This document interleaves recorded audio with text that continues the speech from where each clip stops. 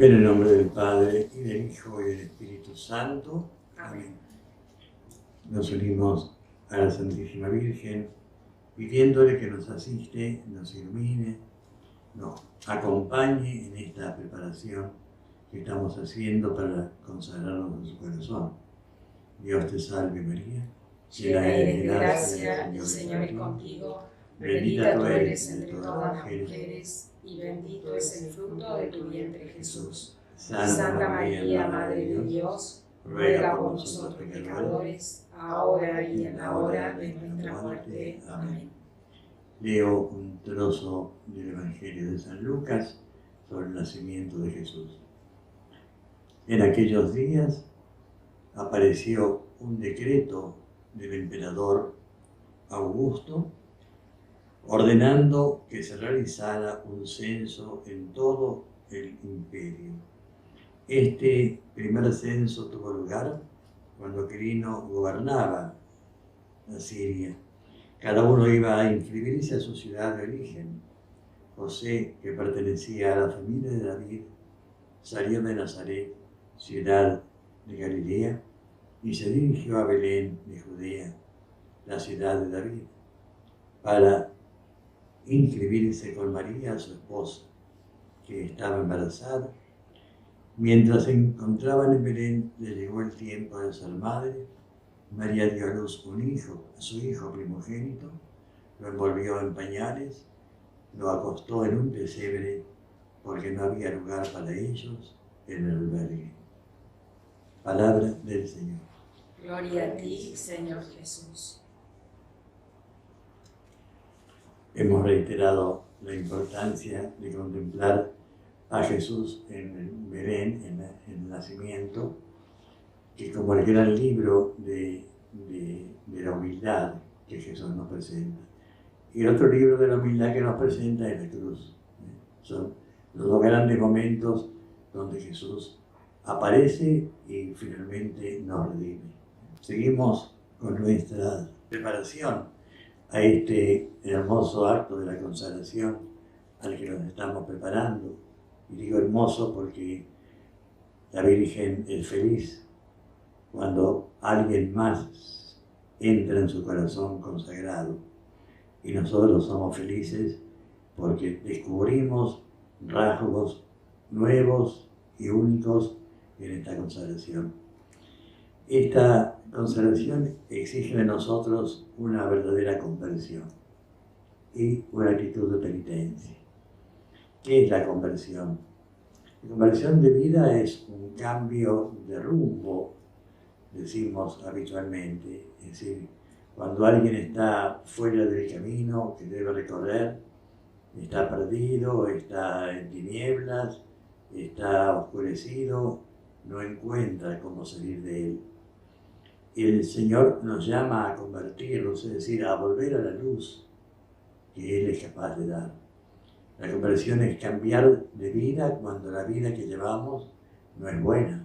Alguien que es víctima del alcohol, alguien que es víctima de la tendencia a robar, alguien que es víctima de realizar actos en contra de su prójimo. Cuando toma conciencia de esto y sabe que Dios le está pidiendo otra cosa, resuelve un día convertirse, cambiar de vida, comenzar a vivir de una manera nueva como Dios se lo está pidiendo. La conversión es esto, es un cambio de rumbo. Íbamos para un lugar y cambiamos el camino para ir a la meta que Jesús nos ofrece.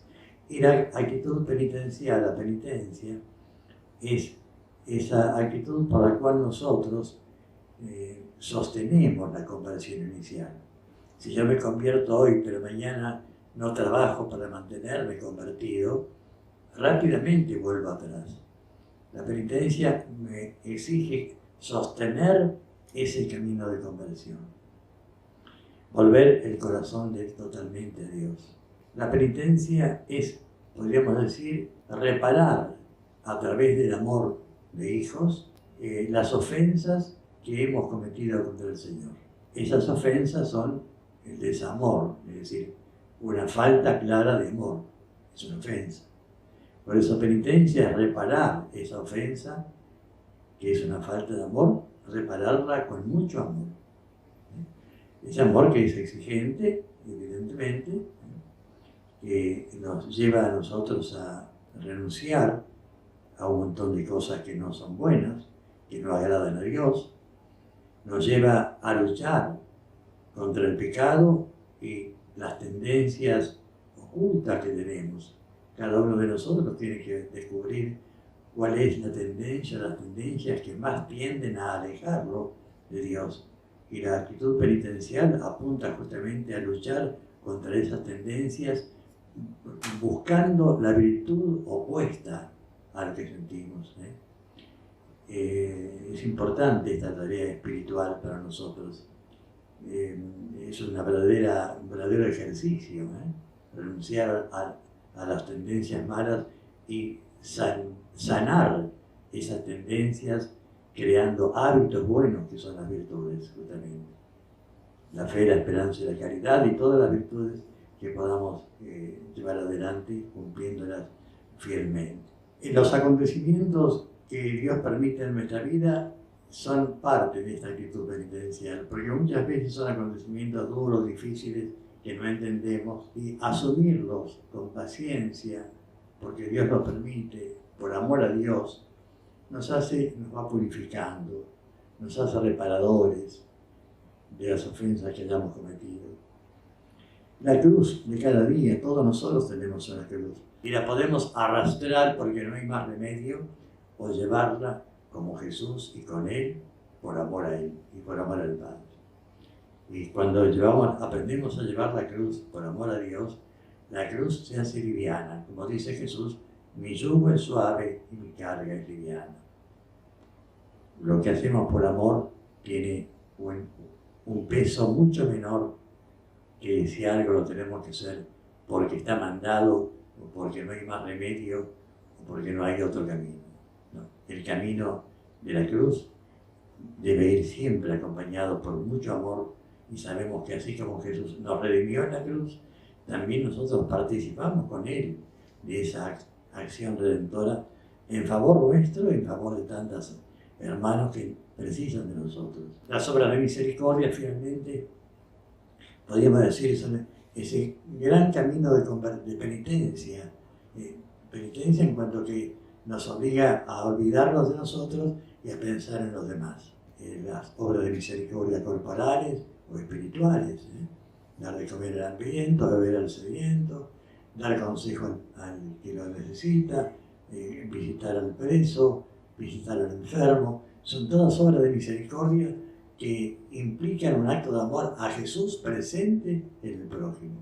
Y con eso reparamos también las ofensas. Hay una expresión bíblica que dice: la caridad cubre la multitud de nuestros pecados.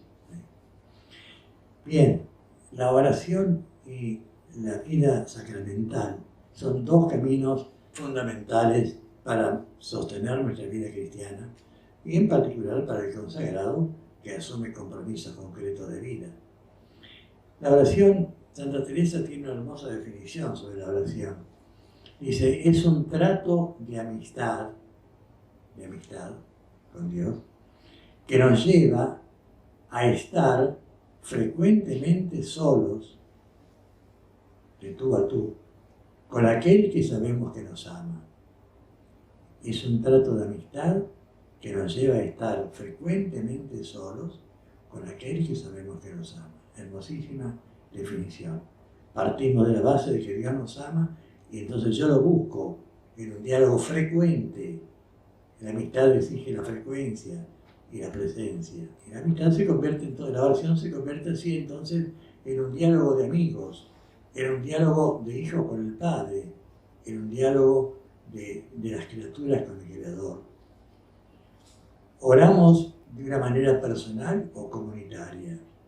Cada uno de nosotros tiene su modo de orar, que es el que más le ayuda. Pero también rezamos unidos a los demás, en los grupos de oración o cuando venimos al templo. ¿Qué oración es más importante? Las dos. Evidentemente la oración comunitaria es más importante. Jesús lo dice en el Evangelio, donde hay 2 o 3 reunidos en mi nombre, allí estoy yo. O sea, la oración comunitaria es más importante. Es la oración de la iglesia que se une como iglesia y ora al Padre como iglesia, con Jesús a la cabeza y con María. Pero la oración personal es indispensable para enriquecer esta otra oración comunitaria. Tenemos necesidad de expresarnos como pueblo, como cuerpo, y de expresarnos individualmente. Cada uno tiene su propio mundo y eso se lo pone en relación con Dios. La oración la hacemos en primer lugar para alabar a Dios, glorificarlo, reconociendo su inmensa grandeza. Luego para darle gracias por tantos beneficios que recibimos. También para pedirle perdón por nuestros pecados. Todos somos pecadores y constantemente tenemos que pedir perdón por nuestras faltas. Y finalmente para pedirle por aquellas gracias que sabemos que necesitamos para llevar adelante nuestra vida, para cumplir nuestra misión, para no desalentarnos en la tentación, para ser fieles a la misión que el Señor nos ha encomendado. La oración es la gran palanca, podríamos decir, el gran poder que Dios pone en nuestras manos. Habituarnos a conversar con Dios, habituarnos a dirigirle el pensamiento, el corazón y la vida a Él. Y si la vida la hacemos en un continuado acto de amor, si todo en nuestra vida lo hacemos por amor a Dios, ¿qué logramos? Que la vida se convierta en un acto de oración continuo. A eso tenemos que apuntar. Vivir en unión con Dios siempre. Unir nuestra voluntad con la suya y saber que Él y yo cada vez más somos uno. El Padre y yo somos uno, dice Jesús. Y nosotros tenemos esa meta, identificarnos con el Padre como hijos. Junto con la oración están los sacramentos. Los sacramentos son los canales por donde Jesús en la iglesia distribuye la gracia que ganó para nosotros en la cruz y en la resurrección. Allí nos redimió a todos, pero cada uno de nosotros va a buscar la gracia de la cruz en los distintos sacramentos que Él nos ha dejado. Hemos hablado del bautismo, primer sacramento donde Dios nos ha hecho hijos y nos perdonó los pecados. Y los 2 sacramentos que habitualmente nosotros tenemos el hábito de frecuentar son el de la reconciliación y el de la Eucaristía. En la reconciliación, ¿qué hacemos? Humildemente reconocemos nuestros pecados, los confesamos al sacerdote. Tenemos obligación de confesar aquellos pecados que son graves. Los veniales, que se llaman así, también es conveniente confesarlo, pero la obligación es confesar los pecados graves. No podíamos ir a comulgar estando en pecado grave. El sacramento de la reconciliación nos borra ese pecado. Acusar los pecados de los cuales recordamos, por eso es importante hacer un buen examen de conciencia antes de confesarnos. Confesar los pecados y arrepentirnos. El dolor de los pecados es lo más importante. Llorar los pecados cometidos. Llorar la ofensa que le hice a Dios. Llorar por el mal que hice a la iglesia con mis pecados. No angustiosamente, sino llorar con mucha confianza, pero tener un dolor profundo de los pecados. Y eso nos lleva necesariamente a un propósito. Si el pecado es tan malo, nos causa tanta tristeza, voy a prometer al Señor amarlo sobre todas las cosas, luchar contra este pecado, no volver a pecar, hacer lo posible por no volver a pecar. Me parece que esto tengo que destacarlo. A veces pensamos que ya nunca más vamos a pecar. Mientras estamos en la tierra estamos muy expuestos, pero en la confesión decimos: Señor, voy a hacer todo lo que me sea posible para no volver a pecar. Eso es lo que el Señor espera de nosotros. Confesar los pecados, arrepentirnos sinceramente, prometerle no volver a ofenderle. Y la Eucaristía es el sacramento en el cual Jesús nos da el alimento para poder vivir en esta tierra y nos da la garantía de la vida eterna. La Eucaristía celebrada en la Santa Misa, y ahí es donde se consagra el pan y el vino en su cuerpo y en su sangre. La misa es la renovación del sacrificio de Jesús en la cruz, y también es hacer presente de manera real el cuerpo crucificado y resucitado de Jesús. Hay en la Eucaristía una presencia real de Jesús, no es simbólica, es real. Hay una transustanciación que se llama en la teología, por la cual la sustancia del cuerpo de Jesús ocupa el lugar de la sustancia del pan. Y aunque aparezca el pan y el vino, está Jesús realmente presente allí. Esa presencia real de Jesús es lo que Él, diríamos así, inventó para que nosotros podamos tenerlo siempre cerca, para poder establecer con nosotros una cercanísima relación de amor y de amistad. La Eucaristía se convierte en viático de los enfermos y en viático de nuestra propia vida, que a cada rato necesitamos la fortaleza que Dios solamente es capaz de darnos. La Eucaristía es adorada de muchas maneras.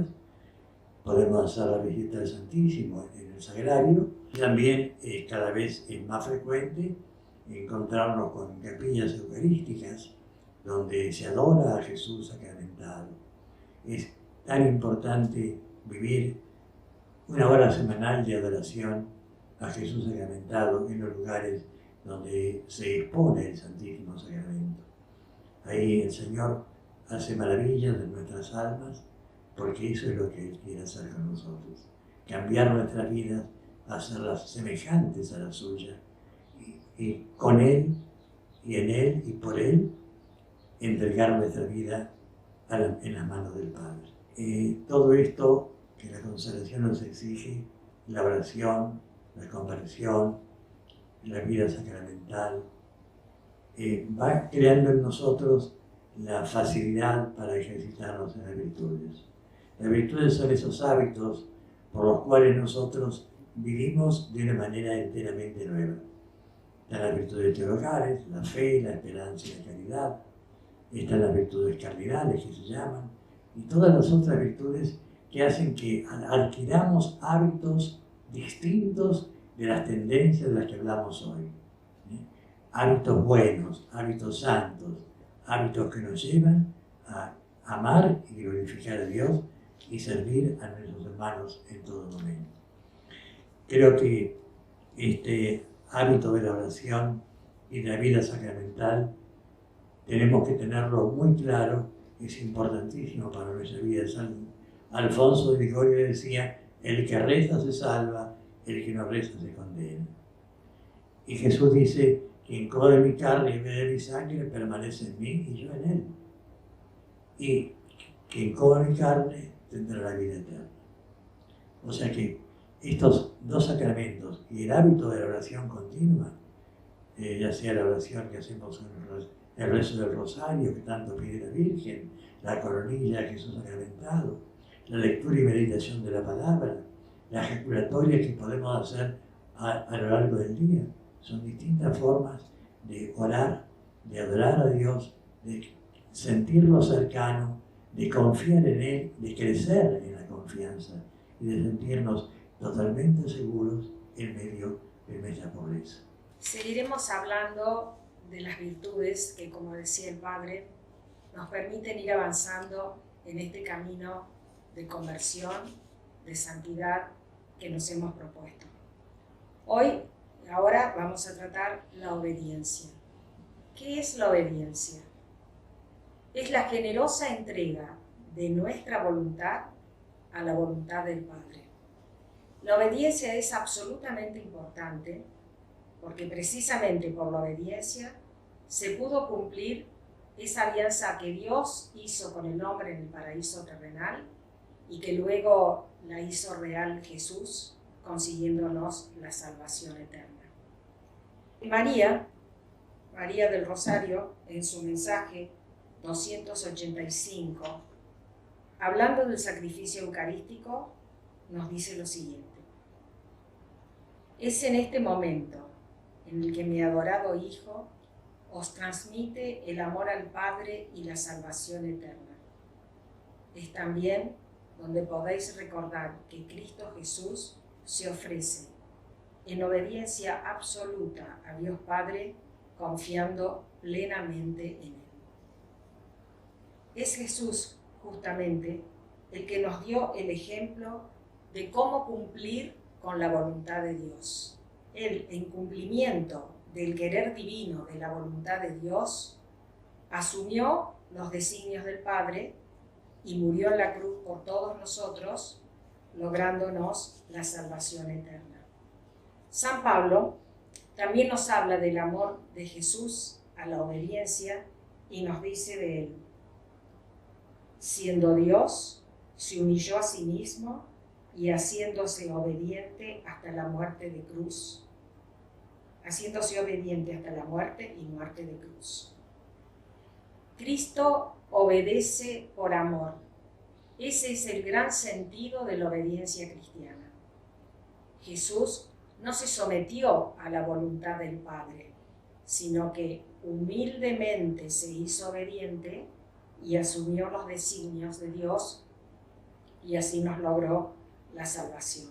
Jesús también concretamente a nosotros en el Evangelio nos habla de que la obediencia es el camino para llegar a la salvación. Es el pasaje con el joven rico que le pregunta qué hay que hacer para salvarse. Y Jesús le contesta: si quieres entrar en el reino de Dios, guarda los mandamientos.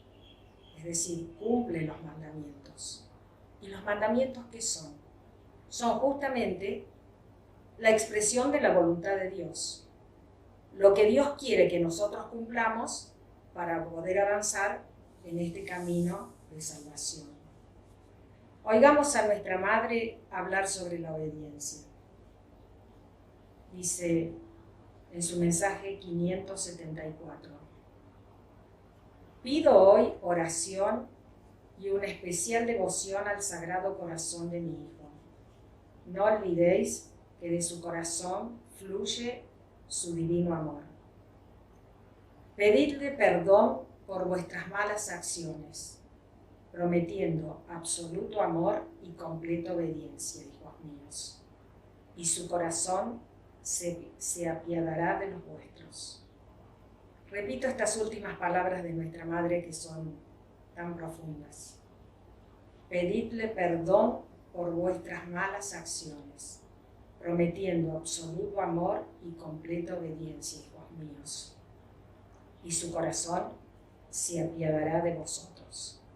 Esta es la obediencia que nos pide María en este camino a la consagración, y luego que la debemos observar en nuestra vida de consagrados. Y la obediencia justamente nos lleva al otro tema, que es la entrega total. Porque por la obediencia, el consagrado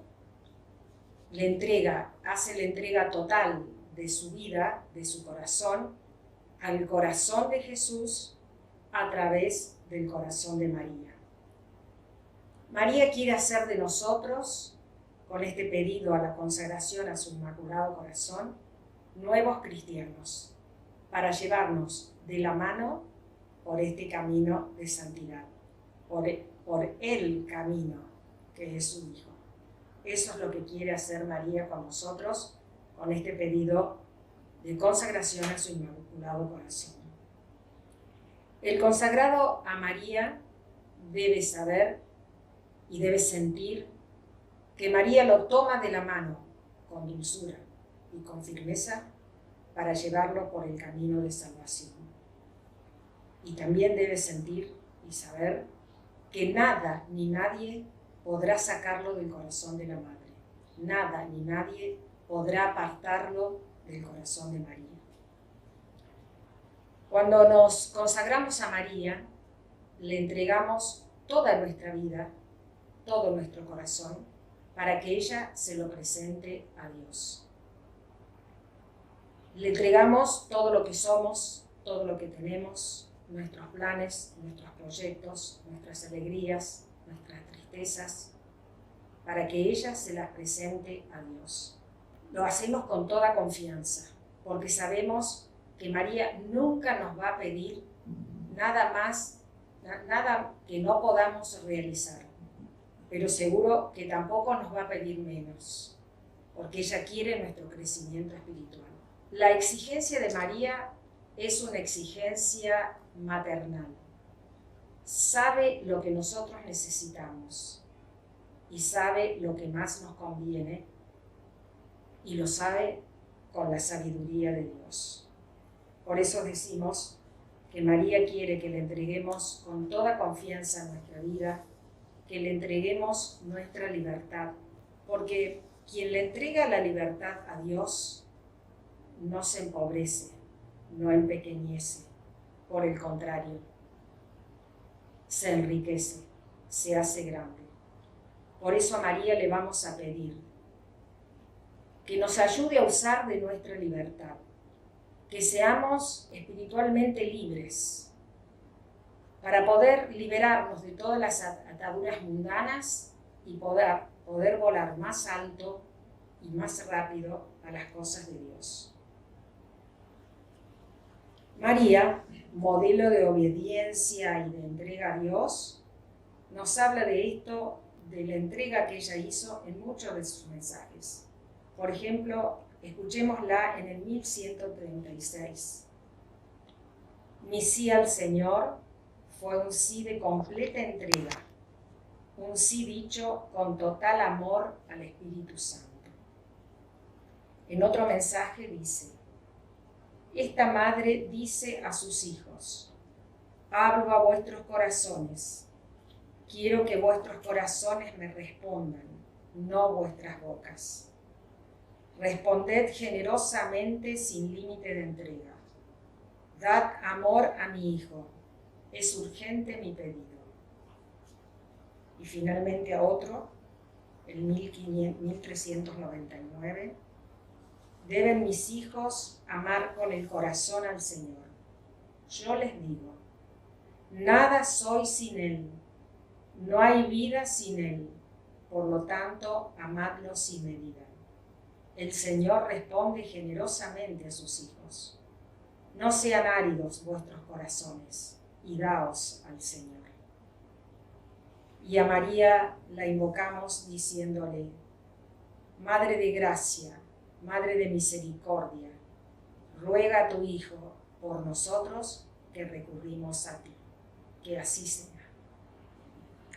Hace 38 años que la Santísima Virgen pisó nuestra tierra en la primera aparición, en 1983, y fue dando mensajes exhortativos. Hoy, a casi 40 años de aquel momento, vemos la gran vigencia que tienen estos mensajes.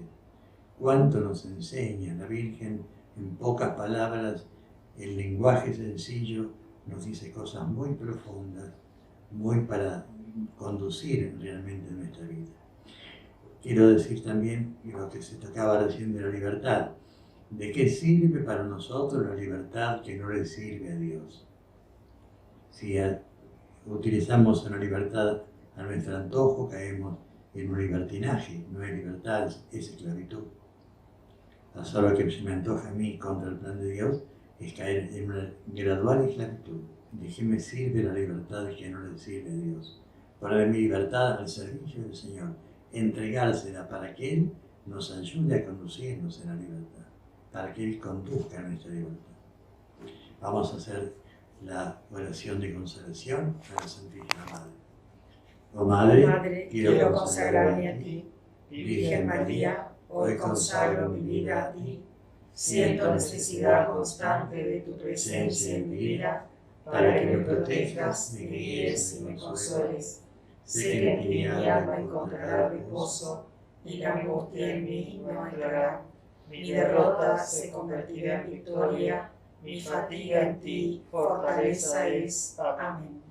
Y la bendición de Dios omnipotente, del Padre, y del Hijo, y del Espíritu Santo, descienda sobre ustedes y permanezca para siempre. Amén. Amén. Ave María Purísima, sin pecado concebida.